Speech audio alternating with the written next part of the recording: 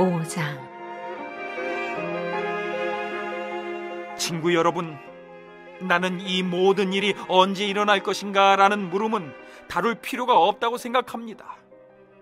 주님께서 오실 날을 달력에 표시할 수 없다는 것은 나도 알고 여러분도 아는 사실입니다. 그분은 미리 연락하거나 약속 일자를 정하지 않고 도둑처럼 오실 것입니다.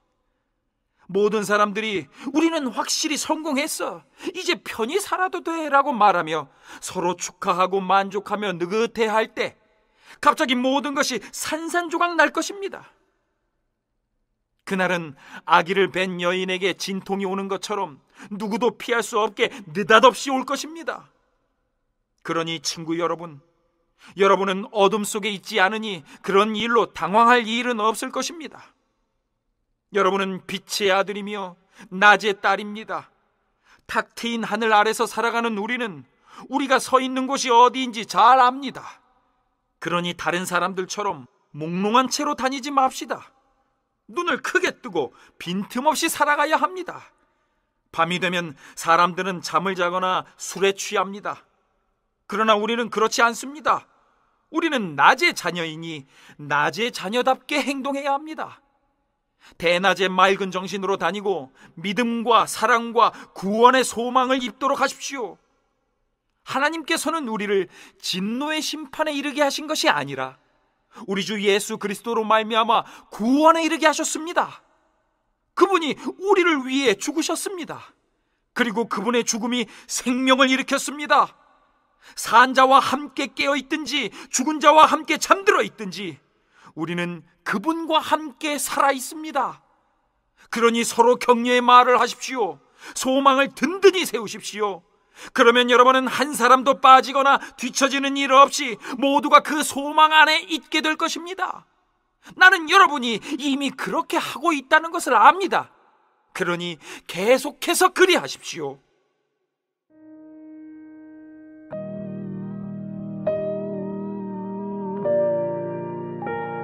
하나님이 바라시는 생활 방식.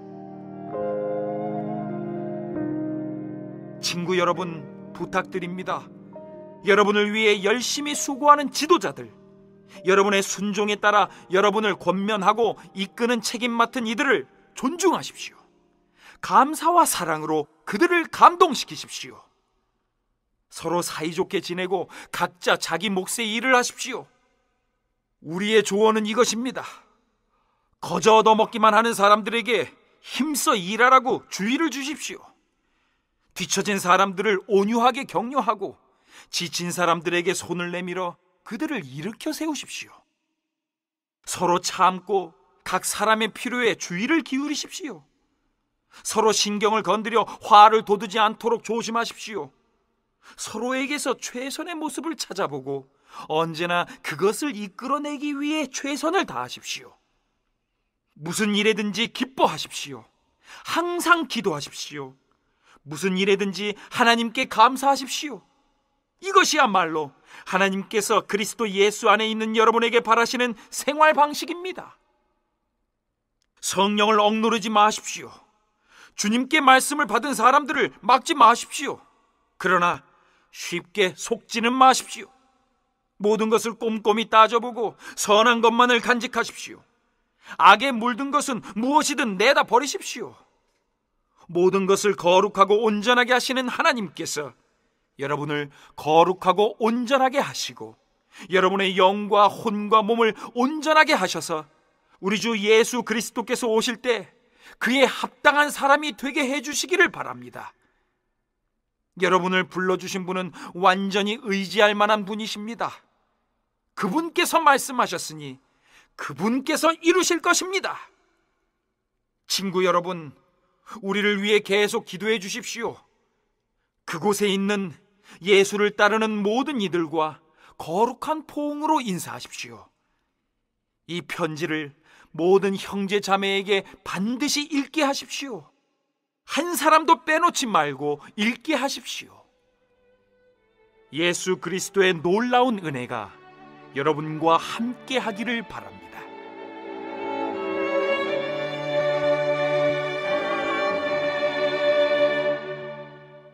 데살로니가전서 5장 1절로 3절입니다.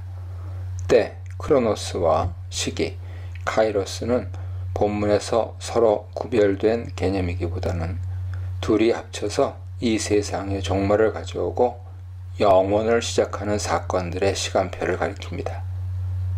세상의 마지막 때에 대해서는 우리가 알 수 없으며 단지 우리는 항상 준비를 하고 있어야 한다는 것이 핵심이죠. 바울은 주의 날이 도둑같이 이를 것이라고 가르칩니다. 주의 날은 구약에서 종말을 가리키는 전문 용어죠. 그날에 하나님이 오셔서 세상을 심판하시고 악을 소멸하시고 그의 백성을 신원하실 것입니다. 그리고 그날은 도둑같이 예기치 못한 때에 신속하게 임할 것입니다. 주의 날은 해산의 고통이 임산부에게 임하듯 올 것입니다. 평안과 안전을 외칠 때에 갑자기 임하게 될 것입니다. 주님이 다시 오시면 심판대 앞에 서야 할 모든 사람들에게 그리스도와 무관한 평안과 안전은 진정한 평안과 안전이 아닙니다. 그리스도가 다시 오시면 가짜 평안과 안전에 기대어 살던 자들에게 멸망이 임할 것입니다. 그리스도 없는 평안과 안전에 거하는 불신자들에게 임하는 주의 날은 곧 멸망입니다. 4절로 8절입니다. 바울은 불신자들의 운명에 대한 주제에서 데살로니가 성도들의 진정한 평안과 안전에 대해 이야기합니다.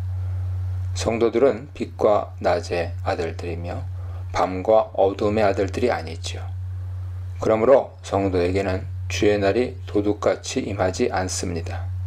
즉, 주의 날에 임하는 심판과 멸망에 속수무책으로 당하는 불신자들과 다릅니다. 빛의 아들답게 신실함을 지키는 성도에게 주의 날은 놀람, 멸망의 날이 아니라 위로, 승리, 보상의 날입니다. 낮의 아들들의 특징은 자지 않고 깨어 정신을 차리고 있는 것이죠.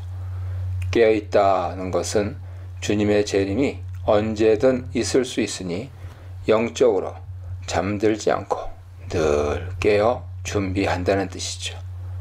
정신을 차린다는 것은 영적으로 술 취한 것처럼 방종하지 않고 종말을 기다리는 자답게 행동한다는 뜻입니다. 영적인 잠이나 술 취함은 밤에 속한 자들에게나 해당하는 것입니다. 성도는 낮의 아들들이므로 믿음과 소망과 사랑으로 갑옷을 갖춰 입어 영적 전쟁을 수행해야 합니다.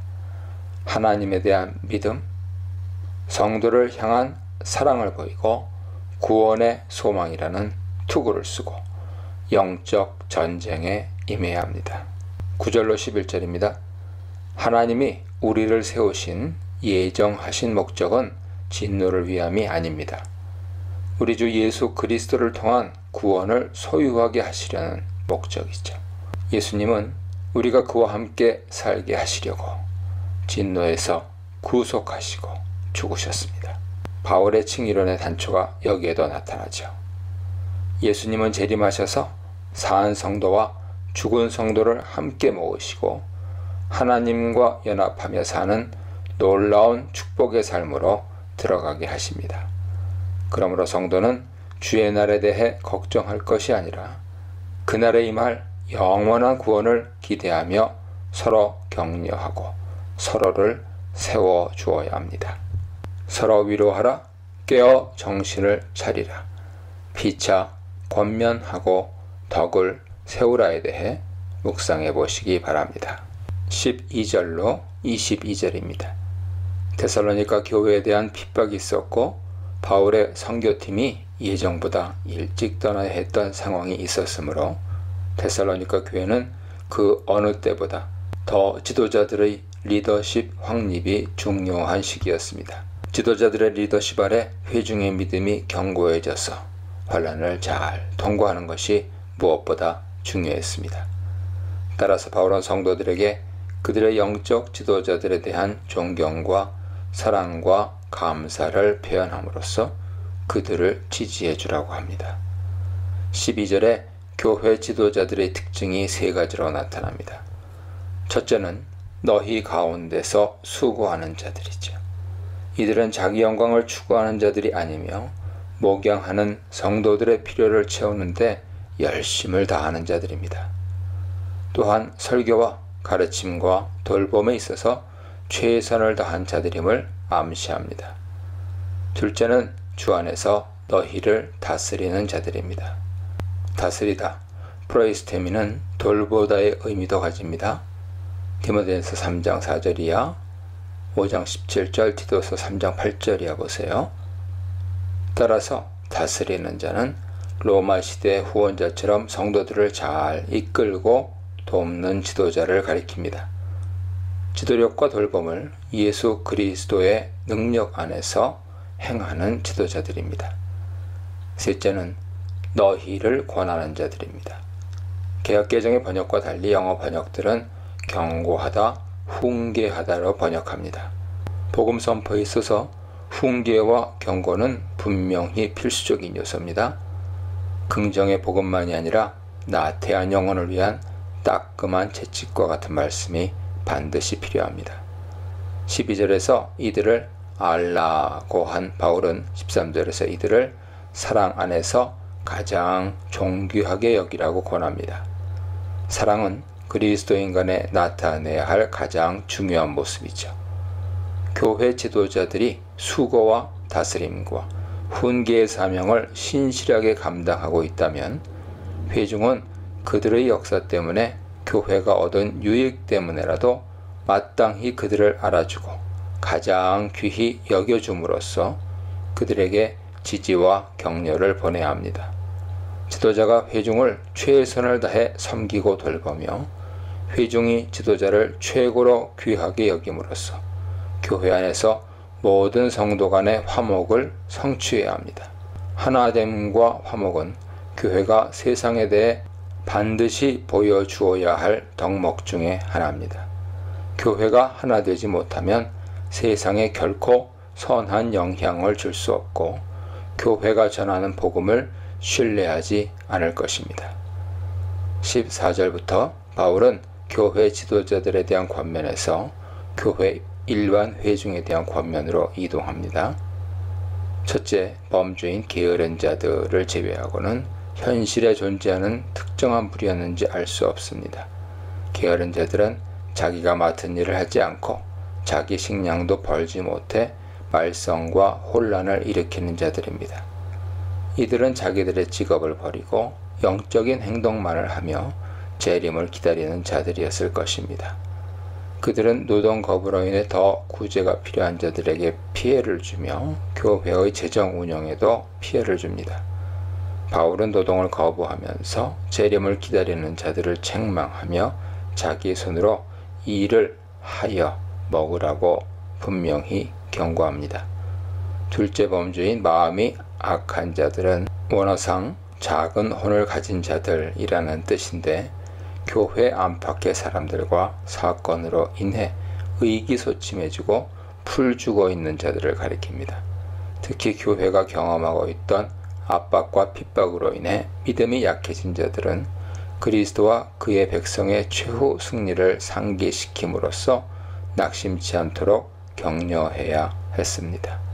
셋째 범주인 힘이 없는 자들은 몸이 병들고 연약해진 자들을 가리킬 수도 있고 영적으로 연약하여 우상숭배 혹은 성과 관련된 죄에 빠진 자들을 가리킬 수도 있습니다. 하지만 바울의 강조점은 영적으로 연약한 자들에 더 방점이 있습니다. 영적으로 성숙하고 강한 자들은 영적으로 연약한 자들을 도와주어야 합니다. 특히 이방인 중에 그리스도를 믿어 교회 구성원이 된 경우 이방인의 생활 방식에서 그리스도인의 생활 방식으로 변화하는 것이 쉽지 않았을 것입니다.